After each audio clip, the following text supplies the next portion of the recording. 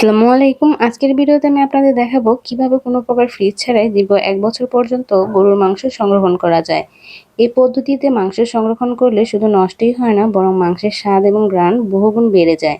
কোরবানির মাংস বা বেশি মাংস সংরক্ষণের জন্য এটি আমাদের ঐতিহ্যবাহী একটি জাদুকারী পদ্ধতি। তো চলুন দেখে নিই কি করে এই পদ্ধতিতে মাংস সংরক্ষণ করে নিয়েছি।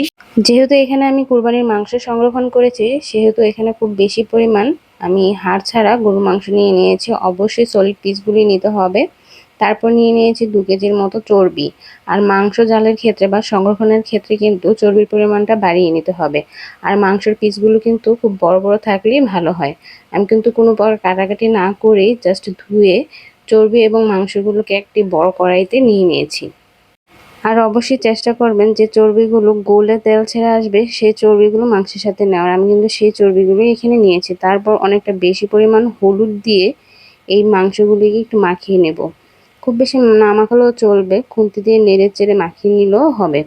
হলুদ ছাড়া এখানে আর কোনো প্রকার মশলাই ব্যবহার করা যাবে না। আর হলুদের পরিমাণটা কিন্তু অনেক বেশি দিতে হয়, না হলে কিন্তু এই মাংসের কালার সুন্দর আসবে না।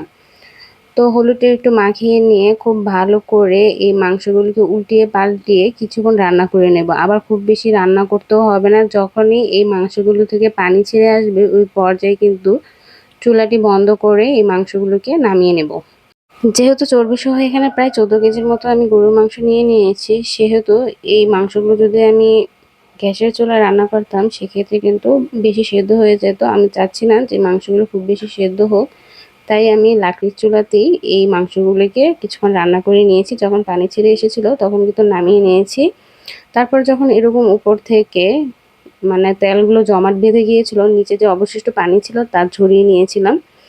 তো ঝরিয়ে নেওয়ার পর আমি রেখে দিয়েছিলাম। তারপর দিন এই মাংসগুলোকে অল্প অল্প করে একটি কড়াইতে নিয়ে নিয়েছি, কারণ প্রথম দিন কিন্তু মাংসগুলো ভাজা ভাজা করা হয়নি।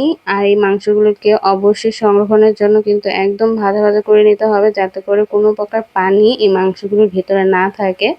তো অল্প অল্প করে কড়াইতে দিয়ে আমি খুব ভালো করে ভেজে নেব একটু সময় নিয়ে।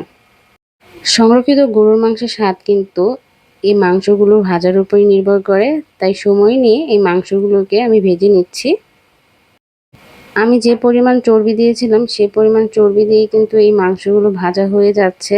আপনাদের গরুর মাংসে যদি চর্বির পরিমাণ কম থাকে সেক্ষেত্রে কিন্তু এক্সট্রা তেল দিয়ে এই মাংসগুলোকে এভাবে ডুবিয়ে ভেজে নিতে পারেন। তো দেখতেই পাচ্ছেন মাংসগুলোর কিন্তু কাঙ্ক্ষিত কালার চলে এসেছে। এবার এই মাংসগুলোকে আমি একটি বলে নামিয়ে নেব।